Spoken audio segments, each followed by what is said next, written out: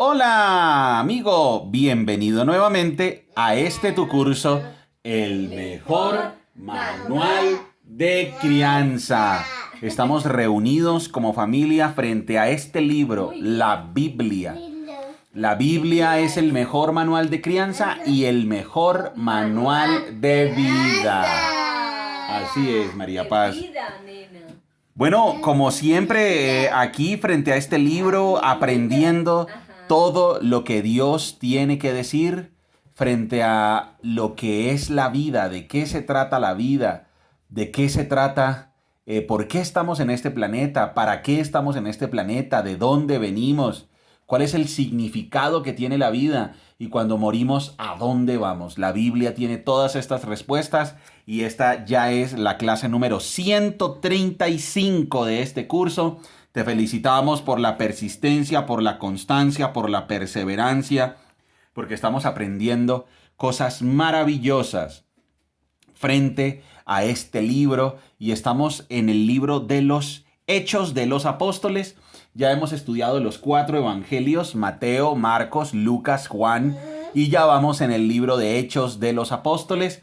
Esta serie ha sido titulada Dependencia Absoluta. Dependencia absoluta de las Sagradas Escrituras y dependencia absoluta del poder del Espíritu Santo en la mente y en el corazón. Vamos a continuar nuestra lectura en Hechos capítulo 4, versículo 32 en adelante. Dani, entonces por favor recuerda Hechos capítulo 4, versículo 32. ¿Lo tienes, campeón? Sí. Listo, muy bien. Vamos entonces a leer Hechos 4:32. Todos los creyentes estaban unidos de corazón y en espíritu, consideraban que sus posesiones no eran propias, así que compartían todo lo que tenían. Los apóstoles daban testimonio con poder de la resurrección del Señor Jesús, y la gran bendición de Dios estaba sobre todos ellos. No había necesitados entre ellos, porque los que tenían terrenos o casas los vendían y llevaban el dinero a los apóstoles para que ellos lo dieran a los que pasaban necesidad. Por ejemplo, había un tal José a quien los apóstoles le pusieron el sobrenombre de Bernabé, que quiere decir hijo de ánimo. Él pertenecía a la tribu de Leví y era oriundo de la isla de Chipre. Vendió un campo que tenía y llevó el dinero a los apóstoles. Había un cierto hombre llamado Ananías, quien junto con su esposa Zafira vendió una propiedad y llevó solo una parte del dinero a los apóstoles, pero afirmó que era la suma total de la venta con el consentimiento de su esposa. Se quedó con el resto. Entonces Pedro le dijo: Ananías, ¿por qué has permitido que Satanás llenara tu corazón?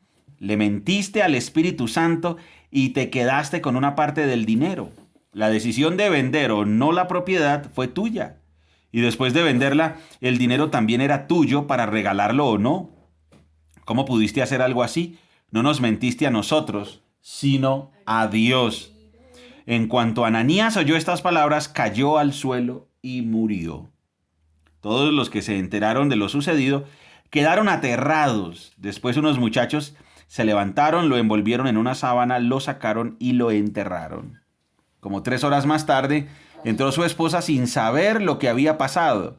Pedro le preguntó: ¿fue este todo el dinero que tú y tu esposo recibieron por la venta de su terreno? Sí, contestó ella. Ese fue el precio.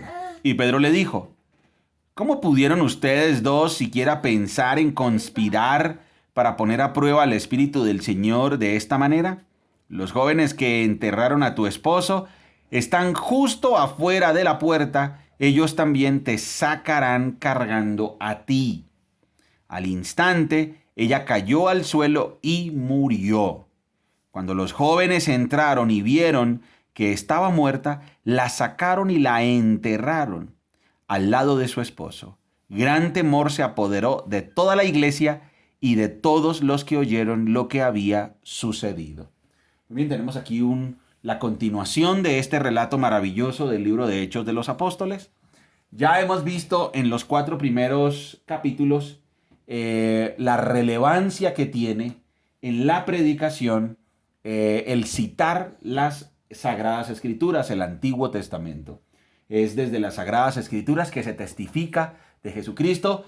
Vimos cómo ya empezó también la persecución, ya empezó el antagonismo de los líderes religiosos, de los fariseos, de los saduceos, de la religión establecida, la religión torcida, apóstata. Empezaba ya la oposición contra los discípulos. Ahora tenemos un relato bien interesante y es que dice que los creyentes habían formado una comunidad de ayuda mutua. Entonces tenían una comunidad donde oraban, donde leían las Sagradas Escrituras, donde compartían para las necesidades, donde se vendían los terrenos y se repartían para que los discípulos, se le entregaba el dinero a los discípulos para que los apóstoles lo distribuyeran y la comunidad tuviera equidad, para que no existieran necesitados. Esta es una demostración del inicio de la iglesia, que es un inicio de armonía, de amistad, de compañerismo. Y no es una regla, no quiere decir que siempre la iglesia vaya a funcionar así. Sin embargo, el autor plasma esto aquí porque quiere mostrar algo. Recuerden que la lectura de los evangelios y de Hechos de los Apóstoles son narraciones didácticas, tienen un propósito, el que la historia está ahí, en el orden en el que está, en la secuencia de ideas que el autor va dando. Y en este caso aparece la muerte de una pareja, Ananías y Zafira. Y ahora, el autor quiere comparar y contrastar a estos personajes. El autor, por un lado, nos mostró a José, a quien los apóstoles le pusieron el sobrenombre de Bernabé. Ojo que Bernabé es uno de los protagonistas del libro de Hechos de los Apóstoles. Por otro lado, está Ananías junto con su esposa Zafira. Y entonces, en medio del relato de la comunidad de creyentes, aparecen estos personajes. José, Bernabé, el mismo Bernabé, vende un terreno y trae el dinero a los apóstoles para que lo repartan de acuerdo a las necesidades de la comunidad. Llega también Ananías y da un dinero. Sin embargo, Ananías miente y cae muerto cuando es confrontado por el apóstol Pedro. La intención de este relato es mostrar la autoridad del Espíritu Santo, quien también es Dios. Por eso es que esta historia está aquí. Esta historia no está aquí para mostrar entonces que ahora todos los que creemos en Jesucristo tenemos que ir a buscar los líderes de alguna organización religiosa, tenemos que vender nuestras propiedades, nuestras posesiones y coger y dar todo el dinero para que los líderes religiosos lo administren o lo repartan. No es que aquí esté hablando del socialismo cristiano, del socialismo de los seguidores de Jesucristo. No, aquí el autor tiene una intención muy clara y es mostrar la autoridad del Espíritu Santo en la iglesia y el Espíritu Santo como Dios. Miren lo que dice aquí en el capítulo 5, versículo 3. Entonces Pedro le dijo: Ananías, ¿por qué has permitido que Satanás llenara tu corazón? Le mentiste al Espíritu Santo y te quedaste con una parte del dinero. La decisión de vender o no la propiedad fue tuya, para regalarlo o no. ¿Cómo pudiste hacer algo así? No nos mentiste a nosotros, sino a Dios. Y entonces tenemos aquí a un personaje que miente para aparentar piedad. El apóstol Pedro claramente le dice: oye, Ananías, ¿por qué mientes? La casa o la propiedad o el terreno era tuyo. No tenías que venderlo. No estabas obligado a venderlo, no estabas obligado a traer el dinero. El dinero era tuyo, la propiedad era tuya. No tenías por qué llegar aquí a aparentar una actitud, con una actitud religiosa, aparentar piedad. No tenías que hacerlo. no nos has mentido a nosotros, le has mentido a Dios. Y entonces compara el autor y contrasta a Bernabé con Ananías y Zafira. Y en esa comparación y en ese contraste quiere mostrar al Espíritu Santo como Dios y como autoridad también en la iglesia. Y aquí entonces en el libro de Hechos se nos revela completamente ese gran misterio. Existe Dios el Padre, que es Dios. Existe Dios el Hijo, que también es Dios. Y existe Dios el Espíritu Santo, quien también es Dios. Y entonces Ananías y Zafira no le mintieron a los seres humanos, le mintieron al Espíritu Santo. Y entonces, ¿qué se ejecutó de una vez? Un juicio, lo cual tampoco es una regla en la vida cristiana. Cuando se es seguidor de Jesucristo, no es una regla que siempre la disciplina sea a la manera de los seres humanos. La disciplina en la iglesia no, y el juicio en la iglesia no es a la manera de los seres humanos ni en el tiempo de los seres humanos. La disciplina en la iglesia y el juicio y la justicia en la iglesia es de acuerdo a la soberanía de Dios. No quiere decir que cada vez que un cristiano, que un seguidor de Jesucristo miente o le miente a la iglesia o le miente a los demás, a Dios, eso no quiere decir que siempre sea castigado como fue castigado Ananías y como fue castigada Zafira, su esposa. Pero tampoco quiere decir que Dios nunca castigue de manera inmediata. Ahí nos está mostrando la soberanía de Dios. Dios es soberano. Y en su soberanía, el autor está mostrando que en la soberanía de Dios, ese mismo día ejecutó un juicio contra Ananías y contra Zafira por haber mentido, por haber aparentado, por tener una actitud religiosa. Y fueron juzgados y fueron castigados de una vez. Recordemos que la Biblia nos muestra varios aspectos de quién es Dios, varios atributos de quién es Dios. Dios es amoroso, claro que sí. Dios nos ama de manera incondicional, claro que sí. Dios es misericordioso, claro. Dios también es santo, absolutamente santo, puro, perfecto. El pecado no se puede acercar a él. Dios es santo. Dios también es justo. Dios también odia el pecado. ¿Lo escucharon bien? Dani, ¿lo escuchaste bien? Sí. Dios odia el pecado. Eso no contradice ninguno de sus atributos. Eso no quiere decir que Dios no nos ame de manera incondicional. Eso no quiere decir que Dios no sea misericordioso ni compasivo. Pero el hecho de que Dios sea compasivo y misericordioso tampoco anula el hecho de que Dios es justo, de que Dios es santo y de que Dios odia el pecado. Entonces hay muchas personas que cuando van a acercarse a la Biblia, aceptan los atributos que a ellos les gustan. Entonces dicen, mire, no, a mí me encanta un Dios amoroso, un Dios que no te juzga, un Dios que no te castiga, un Dios que solo te acepta y ya. Ok, entonces te estás quedando con un Dios a la carta. Te estás quedando solo con un aspecto de lo que es Dios. Dios entonces, sí, claro, Él es el amoroso, claro, Él es compasivo y Él es misericordioso. Pero si tú le quitas lo santo, lo justo y su ira contra el pecado, entonces no estás aceptando a Dios, sino estás jugando a ser Dios. Porque tú entonces eres el que pone las reglas de cómo debe ser Dios.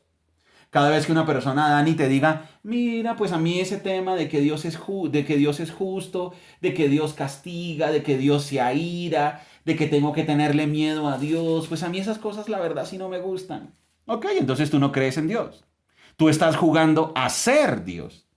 Porque ahora se supone que el creado, el ser creado, ahora es el que determina cómo es su creador. Imagínense esto, muchachos. O sea, la vasija ahora es el que determina cómo es su hacedor, cómo es su creador. Esa es una manera muy subjetiva y muy ilógica de ver a Dios. Es absolutamente ilógica. Porque si Dios es Dios, Si Dios es omnipotente, omnisciente, omnipresente, eterno, si Dios es justo, entonces Él tiene derecho a juzgar y a castigar el pecado de acuerdo a su estándar. Y por eso cuando nos encontramos en medio de la Biblia un relato como estos, donde Dios juzga de inmediato, entonces ya nos parece injusto. Ya decimos, no, pero qué injusticia. Ananías y Zafira ni siquiera una oportunidad recibieron y tampoco era un pecado tan grave. No habían matado a nadie. Solo porque mintieron. Solo porque aparentaron una actitud religiosa. Solo porque querían quedar bien delante de la comunidad de creyentes como los más altruistas. Solo porque estaban fingiendo una religión y una vida totalmente piadosa y abnegada. ¿Solo por eso los mata de una vez Dios? Sí, claro. Este es uno de los pasajes, y hay muchos pasajes en la Biblia, donde la Biblia nos muestra que, ojo, ¿tú crees que hay un Dios? Pues te felicito, porque aún los demonios creen y tiemblan. O sea que este es un aspecto de Dios que también hay que aceptar, porque nosotros no somos Dios. Ojo, Dani, este es un aspecto de Dios que también hay que aceptar porque Él es Dios, y es que Él juzga con severidad el pecado. Dani, por favor, repite después de mí. Hay que aceptar como es Dios, porque Dios es un Dios que juzga con severidad el pecado. Dilo, Dani. Hay que aceptar cómo es Dios, porque Dios es un Dios severo, que es un Dios justo, que juzga con severidad el pecado. Correcto. Dios es un Dios justo que juzga con severidad el pecado. No nos confundamos. No confundamos el amor de Dios, el amor incondicional de Dios con su justicia. Dios no puede dejar de ser justo. Dios no puede dejar de odiar el pecado. Porque justamente el odio, el rechazo que Él tiene por el pecado es lo que más realza su amor por nosotros. Porque nosotros que somos tan pecadores, tan malvados, Dios se acerca a nosotros y nos salva y nos regala el cielo a través de su Hijo Jesucristo, a pesar de que Él odia el pecado. Y Dios se acerca a nosotros, seres pecadores, seres imperfectos, y Él nos salva por su propia iniciativa. Entonces, por eso, este pequeño relato está mostrando aquí la severidad de Dios.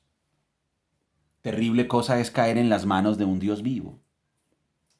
Estos dos atributos de Dios, la justicia y el amor incondicional, no se contradicen.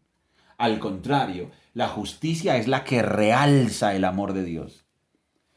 Como dice Juan 3:16, porque de tal manera amó Dios al mundo, que dio a su Hijo único para que todo aquel que en Él crea no se pierda, sino que tenga vida eterna. O sea, Dios es tan rico en misericordia, Dios es tan amoroso, que a pesar de que odia el pecado, que nada pecaminoso se puede acercar a Él, Él envía a su único Hijo para que a través de su Hijo nos podamos acercar a Él con libertad y confianza. Sin embargo, no olvidemos que también es un Dios absolutamente santo, absolutamente justo y absolutamente severo con el pecado. Es que nosotros como seres pecadores tenemos totalmente distorsionada la idea de la justicia. Recuérdenlo bien, Dani, recuérdalo. Nosotros los seres humanos tenemos una idea distorsionada de la justicia. ¿Qué pensamos nosotros? Nosotros pensamos que ser justo es dar oportunidades, y eso no es ser justo. Nosotros pensamos que llegar ante las autoridades y decirles, ay, señor policía o señor juez, pues mire, la verdad, es la primera vez que yo robo, yo nunca había robado, es la primera vez, por favor no me vaya a castigar. Entonces nosotros consideramos que un juez justo es el que dice, bueno, mijito, pues antes usted, pobrecito, mi chinito, tuvo que robar a las malas. No, antes el Estado le va a dar una indemnización de $100,000 porque pobrecito usted, mi hijo, obligado por el sistema tuvo que ir a robar. Entonces nosotros creemos que eso es ser justo. No. Vi una vez una noticia donde se acerca una muchacha ante un juez y lo empezó a tratar de una manera despectiva, confianzuda, a pesar de que ella había violado la ley. Entonces ella creyó que la justicia era que el juez le iba a decir, bueno, mamita, pues es la primera vez que usted infringe la ley. No, pues vaya a su casa y tranquila. Entonces cuando el juez empezó a notar su actitud desafiante, le incrementó la fianza. Y cuando ella se burló, lo despreció porque le incrementó la fianza, entonces ahora le dijo, ahora tiene días de cárcel. Y ahí sí se asustó, ahí sí dijo, ¿qué? Claro, esa muchacha era la primera vez que se enfrentaba con la justicia, pero con la justicia verdadera, no con la justicia amañada y subjetiva y sesgada de ella. Y así nos pasa a nosotros con Dios. Creemos que porque nos han vendido la idea de que nosotros valemos demasiado y de que nosotros somos el centro del universo, como es una idea totalmente ególatra y egocéntrica, entonces nosotros estamos ya acostumbrados a encontrar a un Dios laxo, a encontrar a un Dios que deja pasar los errores y a encontrar a un Dios que dice, tranquilo, Dani. Ah, ¿usted robó? Ah, Dani, ¿usted le mintió a sus padres? Ay, pobrecito el chinito. Antes está estraumatizado. Pobre muchacho, paguémosle por favor unas terapias psicológicas porque el maltrato que ha sufrido el niño está obligado a mentir, citico. A eso estamos acostumbrados. Dani, nunca te vayas a confundir con Dios así. Nunca.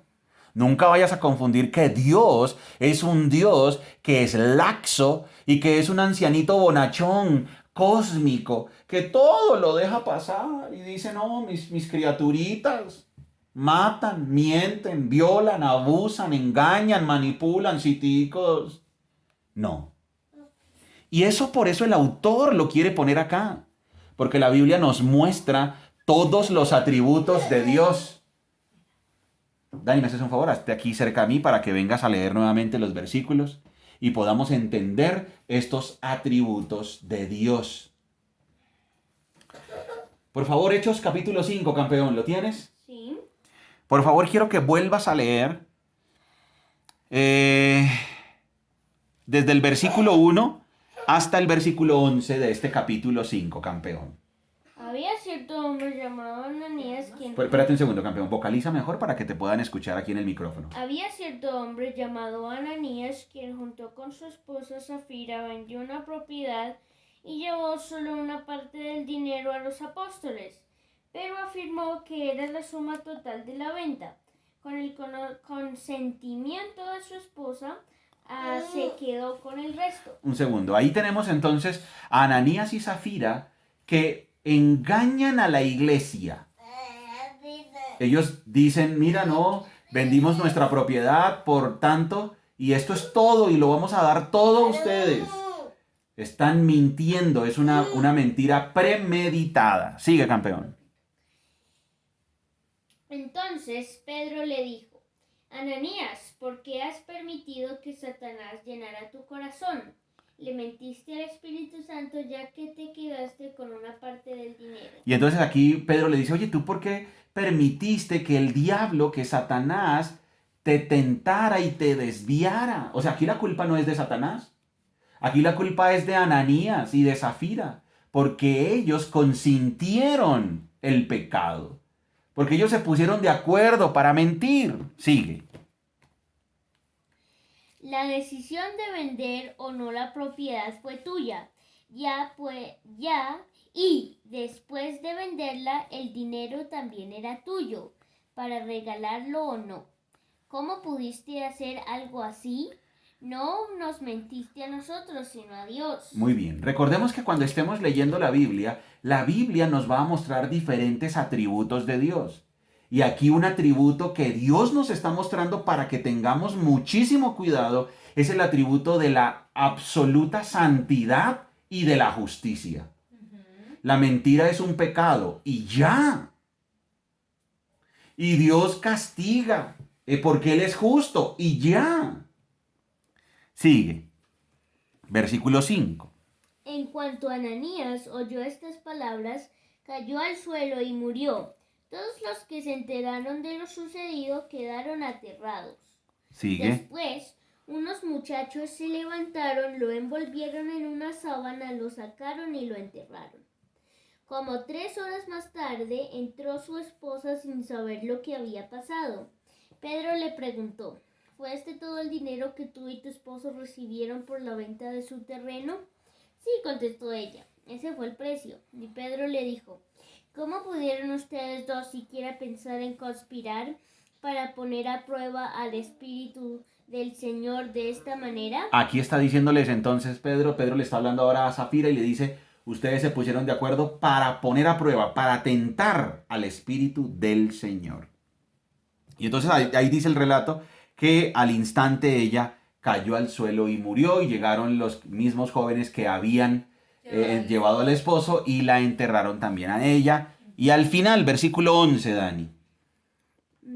Gran temor se apoderó de toda la iglesia y de todos los que oyeron lo que había sucedido. Maravilloso, gracias, campeón. Y entonces, aquí tenemos un cuadro que nos está mostrando la autoridad que tiene el Espíritu Santo en la iglesia, la severidad del juicio contra el pecado. El autor nos está diciendo, ojo, ojo, no juegues con Dios. La diferencia entre la Biblia y cualquier religión es que en la Biblia el cielo es gratis. Ananías y Zafira no podían hacer nada para ganarse el cielo.